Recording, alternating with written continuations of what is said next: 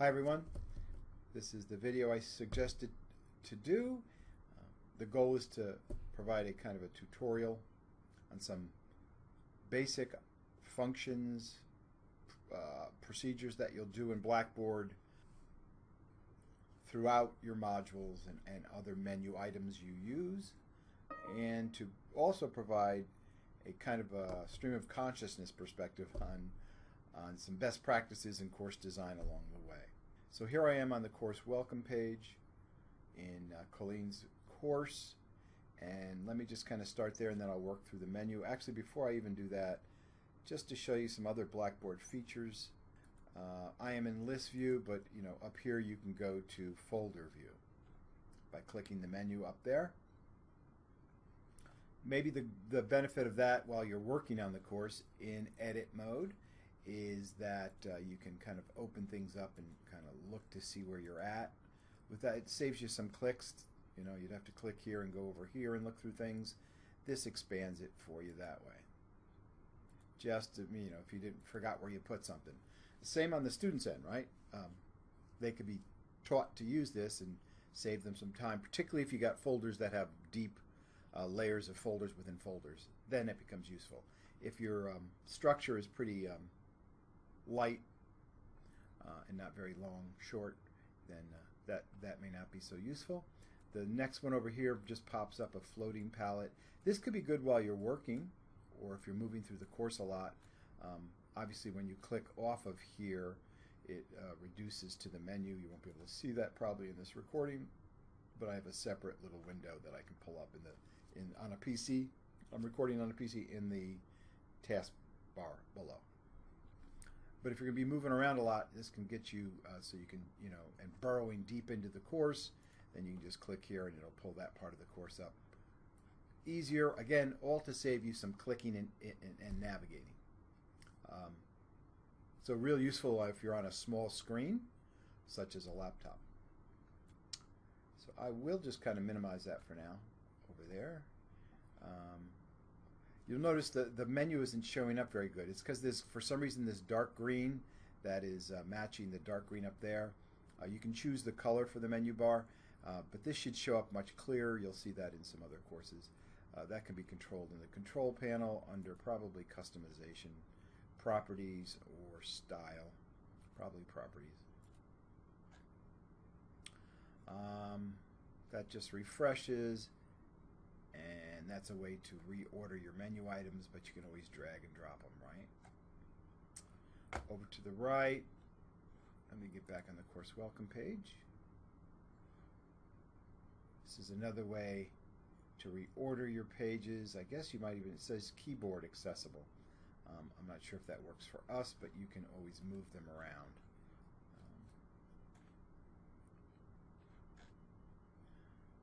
That's enough of that probably.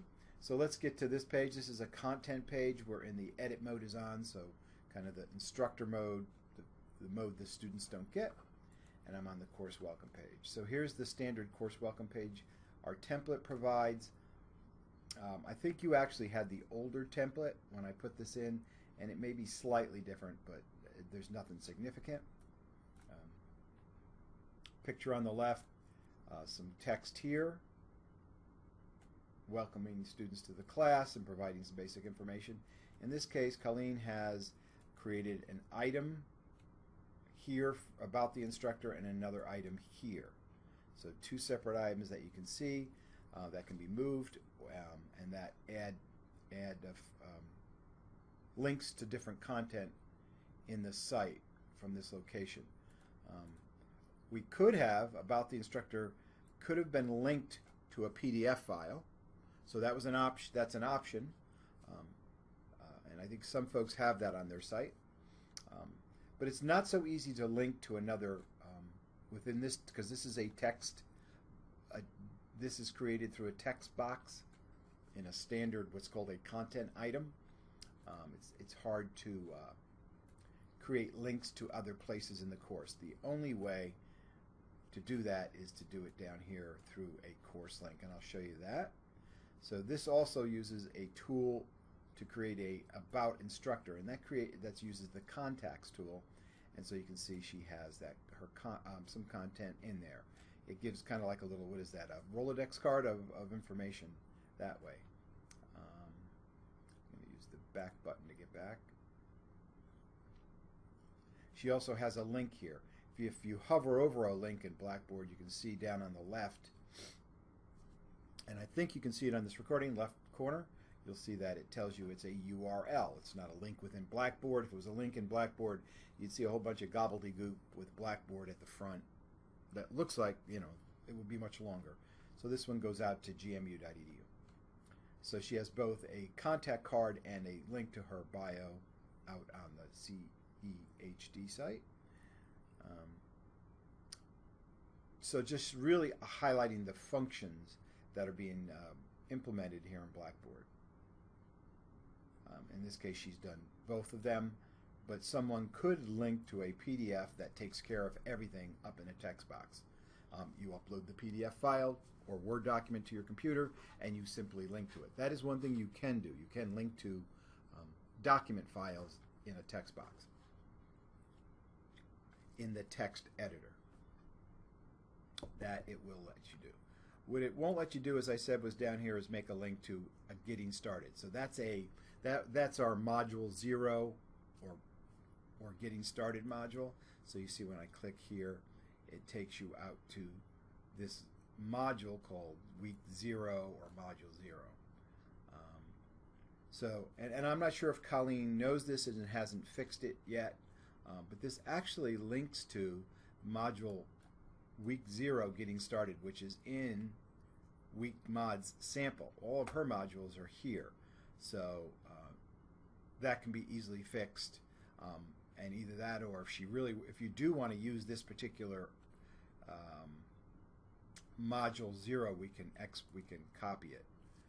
We can back up and copy that. See, when I hit the breadcrumb trail, it takes me back to week's module sample, not weekly modules where you have content. So that's a little confusing maybe to some folks, but that should be copyable. I'm trying to find it. Oh, here it is. So we should be able to move or copy that right into the weekly modules, and then we might have to relink it. I'm not sure if it'll fix itself. So that's how I would handle that, being in the wrong place. And that will just copy this week 0 and not all this other stuff, which is an old template, and she can delete that after she's done. So that's her weekly modules. It would put it right up here at the top of, right in front of module 1. Okay, back to the course welcome page and back to, so that's where getting started is called a course link. So let me show you how those links are made, and I'll go through these menus up here. This is, so in order, most pages that you'll use in Blackboard over here in the menu, the course welcome, the syllabus and documents, are based on what's called a content area. Right up here from the plus sign, when I create a menu item, a new page that adds a menu item, it's called a content area. And that comes standard with this set of menus to build content, to build assessments, and different tools. In other words, to add them all in a sequential structure through a content area. In this case, it's just a welcome page, so it's not very extensive. So in order to get that contact item,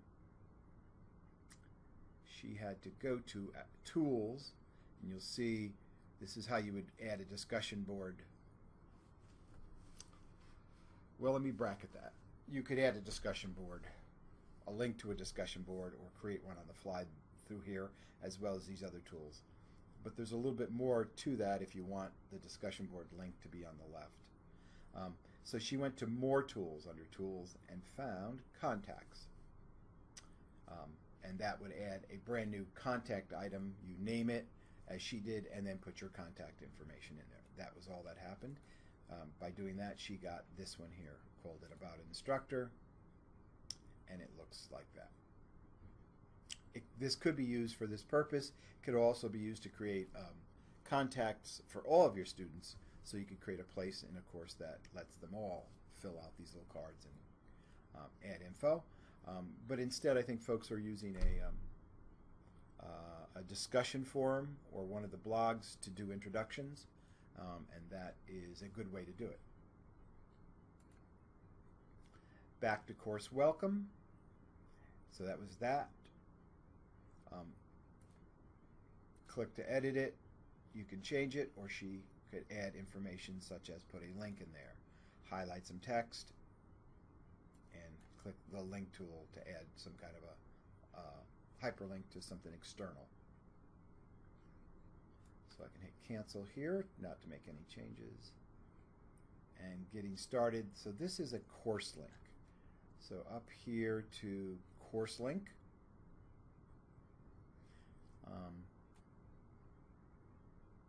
I did click it, all right. And just to show you, it's a course link. And here's all I need to do here. It lets me browse your course and link to anything in it. I think this is getting off your screen. And you can see this is everything in her course. So there's a lot of folders and items within folders. So apparently you can link to any of them. And in this case, she linked to, what was it? Oh, the Getting Started module. So she didn't use the weekly modules. That's what, she probably did that ahead of time. So let me close that. But here was the week's module sample, and she just linked right to here, week 0. You can see you can borrow in and link to any item in a course, any specific item within a module or folder, or to any discussion post, or anything you see on the screen you can make a link to. So it can exist. You could have created it already, and we'll talk more about that, but then you can link to it in a specific location to make a redundant link for students to find to get to that assignment or content item. I think I'm off the screen at the top there, but I just closed that. Okay, and cancel. So create a course link. And again, that was done through build content course link. And then just browse out and find where in your course, it could be in any one of these places, or even test items that hide in the background, and link to it. And it just brings it to a sequential path that you've set up, or a layout on a page in this case, not so much a sequential path. So that's the course welcome page. If I could, I'm at 14 minutes. If I could edit this and put tabs, put a table of contents, I would, so you could jump around. I'll see what I can do when I edit this. Briefly, announcements typically used, more useful in fully online courses. I would put out an announcement at the beginning of the week to alert students and notify them about what is due, what is to be done, and then I'd wrap up at the end of the week by way of summary, and point to the next coming week. In your case, where you meet students in person at least half the time, then this may not be as critical, and you may decide to use it versus email, internal email to Blackboard, which there is, or some other, or just whether you'll be using your own email account. Maybe you'll just agree to use this for emergencies or something like that. Just to show you the other email, it's under Tools and Send Email. And you can see you have choices here. But it's not a standard email box. It doesn't keep copies of your email in Blackboard, and it doesn't keep sent and received mail. It doesn't do that kind of thing because people can't email back to you, so it's not that useful in that way. It's kind of like announcements, except the only difference is announcements, when you send one, sends an email to ping people, and it also keeps a copy here on this screen, on this page, so it kind of archives them. You can move announcements you want to be prominent right up above that new announcements line right here, and they'll stay there. They'll stay sticky there while all new announcements continue to chronologically move down below. That's if you're using it a lot. And then remove it or delete it, I assume, when they're no good. Moving on to syllabus and documents. Again, this is a content area. We called it syllabus and documents. The goal here was to set up a place where you can put all the course documents within folders, including the syllabus. So it's a good place to put everything, because then once you've got everything loaded up in one place, and again they're documents, Word, PowerPoint, PDFs, then you can link to them throughout the course structure, throughout the modules. Again, you can make, this kind of like making aliases to them, like we do on a Windows computer, a shortcut. So that's kind of the one good way to use it to help you organize and stay straight where your content is, and make pointers to it from where you want it to be placed in the course. Keeps it all organized, and it gives students a place, one big archive to come and find things when they forget which module things were in. So it serves a lot of good purposes for organization on both ends, yours and the students. For example, if you have a lot of discussion boards, Ilham, we were looking for this rubric the other day, and I forgot it was right here in the course. So it's already loaded up there as part of the template. We use NETA's protocols and example as part of our template. Of course, it needs to be edited, so you would just replace it. I believe it's probably a PDF file that exists in the file manager, so you edit it and then upload it here. And then you can again point to it from other places in the course when you want to reference it, or from the discussion board itself. It'll let you. So anything that has a text editor in it, and the discussion board works on text editors for making posts, including the thread title that you use when you label a thread, and put instructions there, you could point to the rubric that way. I'll have to go to this, so I want to make that point, so it lets you point to it. Upload it once, you can point to it multiple times. So keeps things organized, particularly when you make changes to documents. You don't want to have to go find all the instances. So that helps a lot in organization in that way. The other point that hit me while I was talking about that was whether discussions, I think discussions let you load up a rubric, a Blackboard rubric, so a little tool that works with it.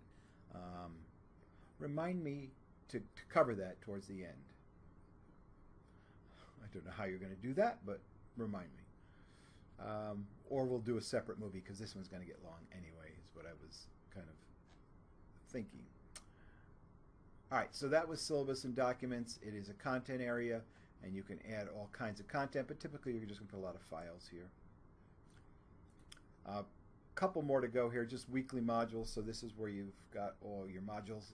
It gives you a separate icon because it uses the module tool over here when you add a content area.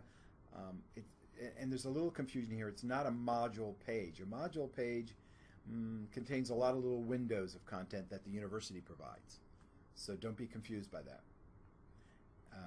You're actually just creating a content area and then selecting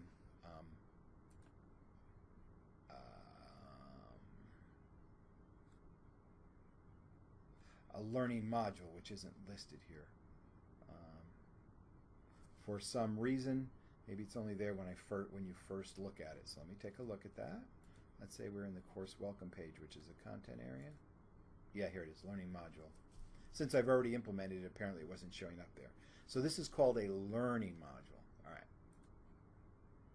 So here I am back in the learning modules content area, which has been implemented. Now it's showing up.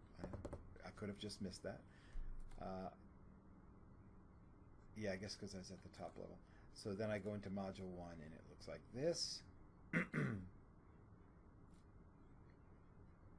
In edit mode. So this is, of course, a table of contents, and you have already developed this nice structure here that lets your students know what they're going to be doing before the class in their off time, and then during the class, the live meeting in person, and afterwards. So all that's organized into this is the standard structure for your modules, of course. Each of these are different items you can put in there. Most of them are items. So this is where I want to talk about some more about the content. Most of them are items. An item is simply a text box. So you can just type text in. A lot of what we see here, at least in this example, is just an item with text in it. But you could just upload a file. So that would be, I call them items, a content piece that really is just a link to a file. And it would probably, that's all it would show. It would show up and you click on it and a file would open. Just like here with any of these media, it will embed an audio or a video, and it'll be very evident that you click a link or click a thumbnail image and it takes you to a movie, nothing else. So these are the different pieces of content you can stick in there and the different media types you can use, from files right up to just plain text through all these other multimedias. I don't even want to talk about lesson plan. There's no way to talk about that without being confusing, at least to my knowledge. Syllabus, that's not, forget that too. We're not using that type of syllabus. It breaks it down into chunks, and it makes it hard to edit for you.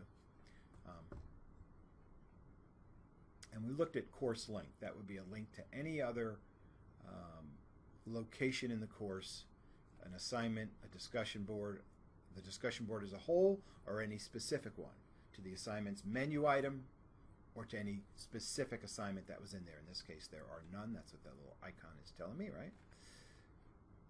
Okay. I don't think I need to go over these folders or our folders. Ignore module page. That's those windows. You probably won't use them. And I don't know really the difference between a blank page and an item. They both look pretty empty to me and have text editors where you can put in text. So nothing intelligent to say there. Mashups are interesting. I'll show you some examples of them and bracket that.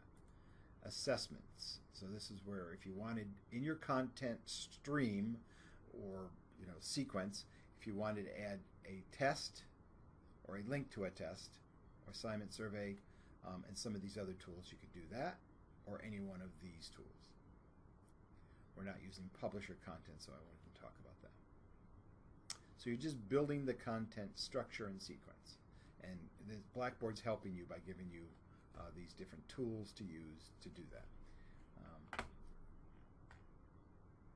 In this case, we've got, for the most part, I think, just items where we can put text and make links to content outside the class. And if I hover over any one of these, we can look down on the left and see it's going to my Mason portal. Actually, these are links to content in the class. So I'm sorry, links to content, as I mentioned before, outside the class or inside the class. For example, a document.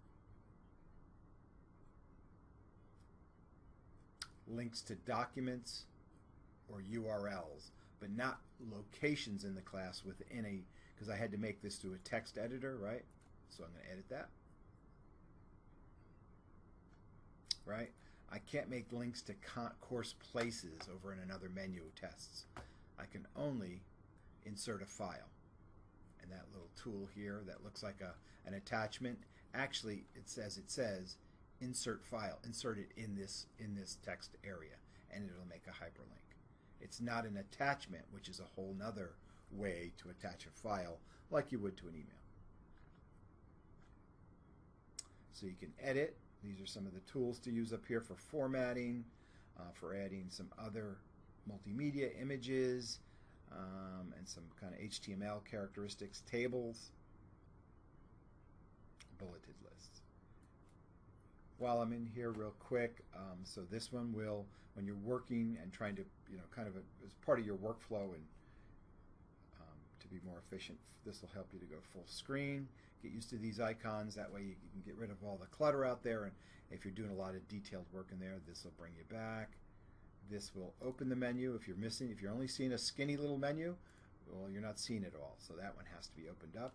And this one will go takes you to help. And this one will let you preview your work before you're ready to, once you've done a bunch, to see what it'll look like. Close that out. And then hit submit if you made changes. Cancel if you didn't.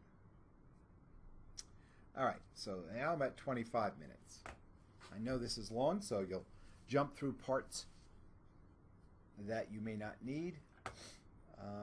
That brings me down. I'll skip through this. Remember, this was something that Colleen's going to delete. Assignments isn't being used. I'll talk about that again. Let me get to reading quizzes. I think this is probably the big last one I want to talk about.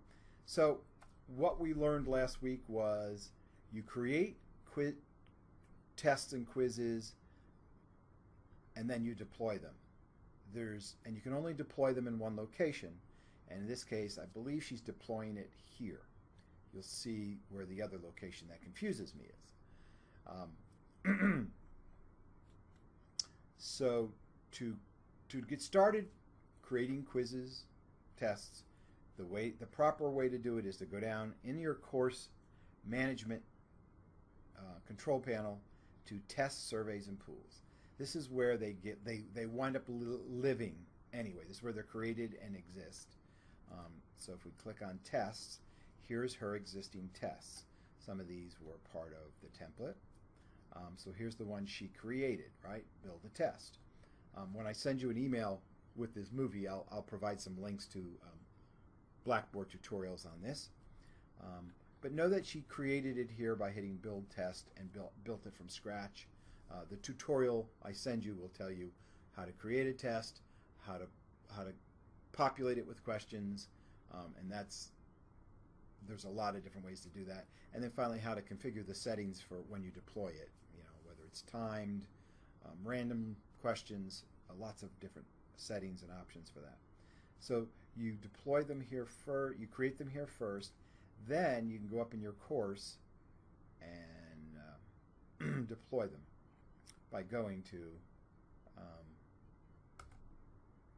assessment.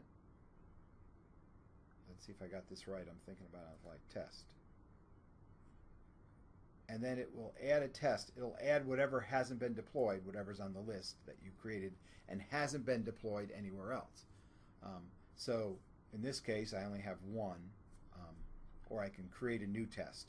That's it. When I hit that button create, it's going to take me back down to the control panel to create it there. And then I probably have to come back and deploy it by picking it from a list. So it's better. So the workflow is create them all, perhaps first down in the menu, down in the control panel, and then come back and deploy them next. What we've done here in reading quizzes is she wants to put all of her reading quizzes in a menu item for students to find easily right here. So they'll all say Module 1, Module 2 through 7, right, or 8. So they could find them all in one lump, just kind of like we use the syllabus and documents to do that too. Have one place where students can find all syllabus and documents, all documents related to the course. So we're doing that. So we're deploying them once there. But she also wants to link to them in the sequence, right? If students are following through the module sequence, she wants them to encounter the reading quiz. So she's using the course link tool to link to an existing course content. So let's go take a look at that. Module 1.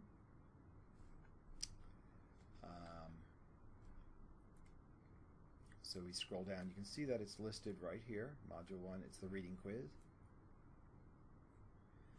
And there it is. You notice that this is a little icon here with the chain link on it that tells you it's a course link. So it wasn't deployed in Module 1 is what I'm trying to say, because you can't deploy a test more than once.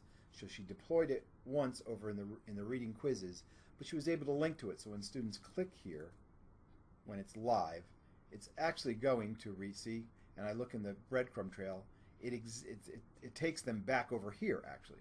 So it's just really what she did in Module 1 is making pointers back to that quiz that was deployed under the list of quizzes in reading quizzes. And this breadcrumb trail helps to tell me that that's where she was, and there it is. I'd have to go back out to weekly modules and into Module 1, and there it is there. Again, you can't make a link to it in here because you're in a content area. When you're in your text editor, there's no way to make a link to something outside, in Blackboard, except for a file. Down here, you use the course link tool, build content, course link, to browse out to reading and quizzes.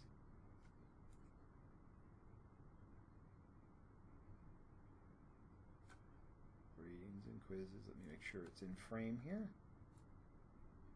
Now I just lost it. There, reading quizzes, and then pick the module. So in module 2, you'd do this. You'd create a course link, and you'd find module 2 quiz that you created ahead of time, down in tests, surveys, and quizzes, and then deployed into reading quizzes over here on the left, and then you would find it to make a pointer to it from module 2, for example, in the next one. I hope that made sense. I'm going to move on.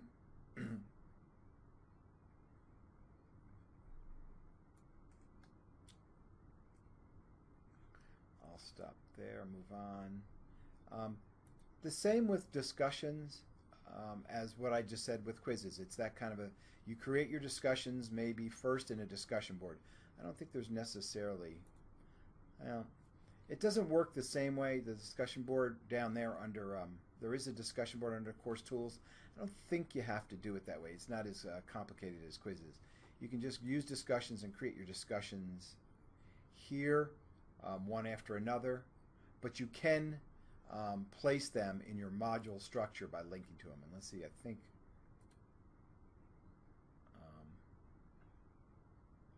Colleen may or may not have done that. So no. She may have, maybe in one of the other modules she did it. I think it was like module 3. But if I wanted to do that, if I want to now make a link to discussion board 3, I would go to Tools, Discussion Board. No, I would go to a course link, right? So I could just make a course link, browse, close some things up here. It's another way of getting through this long list. And I go to Discussion Board 2, and I make a link to it. So it's now going to that. I could change the name here. But what's important is that's the path. It's going to discussion/Discussion Board Toast 2 to the thread, discussion thread within the discussions forums. I can add some instructions here that would appear in the module. You may have already put those instructions in the discussion board itself, so you'll decide whether the redundancy is needed or different kinds of instructions are used in the 2 different locations. But I would hit submit, and that would make a pointer to that. It would take them right there to do. And then it would place that usually places when you create new items, it drops it at the bottom, and then then you have to drag it up and place it in your sequence to where you want it to appear.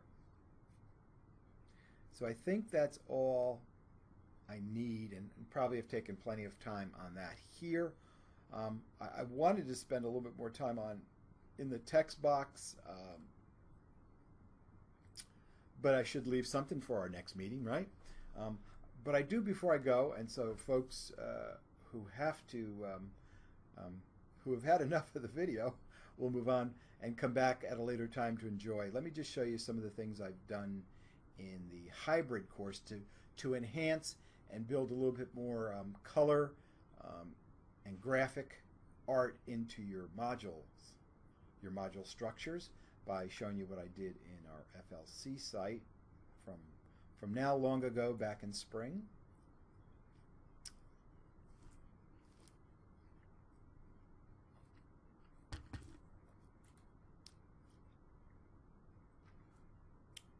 I don't think I started doing it I don't think I even did it in week 1. Let's see. I didn't. So I was at the 34-minute mark when I switched over to this part, which I'll take probably 5 minutes to do, and then that'll be it. But in week 2, I went back. I don't think I did this in the early weeks, but then as I started working on the later weeks, I came back. Remember, I added a Voki.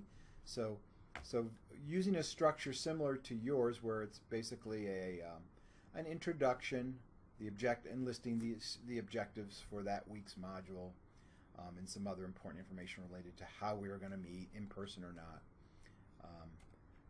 But in this case, borrowing from the Florida site, they had a focus question, so I like that, to get, again, a way to focus or grab students' attentions, right? That's the other thing we want to do at the beginning of a module. So I used a Voki here, and this is supposed to be a picture of me, maybe a long time ago, or maybe when I was a pilgrim. I'm not sure what he's wearing. Also looks like he might be part of Star Trek or something there. So I'm going to use the breadcrumb trail up here, which is a nice way to go, and go to Module 3. So that was bringing a Voki in, and then I was able to provide an audio message. I'm sorry I didn't click and play that for those who haven't seen that kind of thing before, but I could click on it, and it actually plays, you know, a 30 or a minute message in audio. And I picked some kind of an Australian accent to do there too. In this case, I'm introducing this module. Again, it's a very similar structure each time, and a focus question: how I determine students are learning. So I'm using this. I'm using a video. So watch how this works, and then I'll show you a little bit more how to do it. So I'm not sure this will come through in the recording, the sound, but it's there.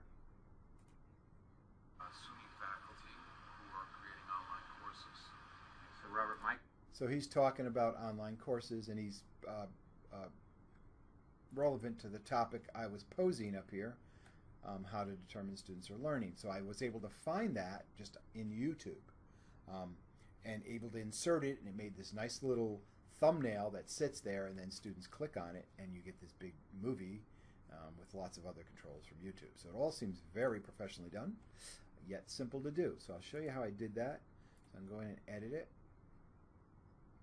Right, this is an item. So this was just, actually this was either an item. I didn't probably use a video because I wanted, it was just an item. Remember we talked about the different content areas? Item with a text box. And so I pasted all my content in there from Word, and then I simply found a spot where I wanted it, maybe did some formatting of text, and chose from the Mashups tool YouTube video. So let me put it, I'll put another link there, and YouTube video, and it lets me go out. I hope this is showing up in the screen, and I could search for just about anything. What about what are we doing here? You know, online learning. All of the words. So it only gave me one thing, but you just got to play with these. At least one of the words, you probably get a lot more, right? So I did, as you can see. So don't let it trick you or stump you. Actually, it's funny that this one comes up with Daphne Kohler because I'd watched that the other day. YouTube must always know what I've done, and it's bringing some of those results up to me. But anyway, so we could preview that.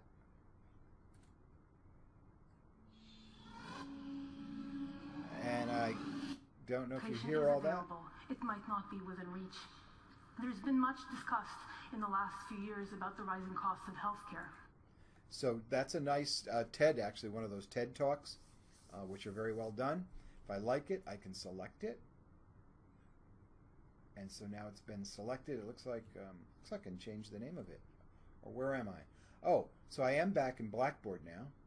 Outside of YouTube, back in Blackboard, it's put all the information in there. I can rename it. I can decide whether I want to leave all of this to show. I actually do. View it as a thumbnail or some other option.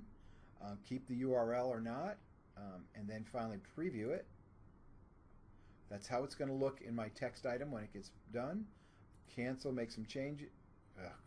Whoops. Well, there you go. That's a teachable moment. Cancels all your work instead of canceling out of that preview window. But I would have hit submit, and it would have done, basically, it would have done this. It would have just stuck it in like that. In this case, I would have had two of them there. And then I finally just close out and finally submit my whole content item, and it's there. So I remember I did that by going to Mashups YouTube video, and it lets me search for stuff. Though you may put stuff on the web yourself and name it in a specific way and be able to find it. There's other ways to bring your own YouTube content into a text area, but this is a unique way to do it that gives it this nice little thumbnail, right? So it doesn't take up a lot of space. It's very organized, and then it provides a nice big player when the time comes. So very nice looking, very nice way to do it. And I'll end there, I think, with that. Same with Flickr, where you can get photos, or SlideShare presentations. Again, you can upload your content to SlideShare, and it puts it in a format that lets it lets a student tab through it, page turn through it, versus playing it as a movie. Or maybe you find some other content on SlideShare. It's where people upload their PowerPoint presentations. I think it's just PowerPoint, maybe Keynote, for an online site to share with the world. So you can find a lot of really good content up there too. In both cases, you can find content that might be CC licensed, right? Creative Commons licensed, available for reuse. So you can search for that, maybe offline, and then go in and try to find it through this Blackboard mashup mechanism. As well, you can bring in your Blackboard Collaborate content that you create on your own. So if you want to record a movie on your own, you could do it in your course, set up Blackboard Collaborate, save it, record it, and then you can go Blackboard Collaborate let you go out and find it, I guess, within your course, within your recordings. In this case, we have none in this course, but it would be there. Find the right date and time, the right date, and it'll let you it'll add it in a nice way, versus just linking to it and taking them outside this structure, outside this item. It'll bring it right into it. So that's one of the benefits, again, here of bringing stuff in instead of always linking people out. Keeps them right in the flow of the learning sequence you've provided.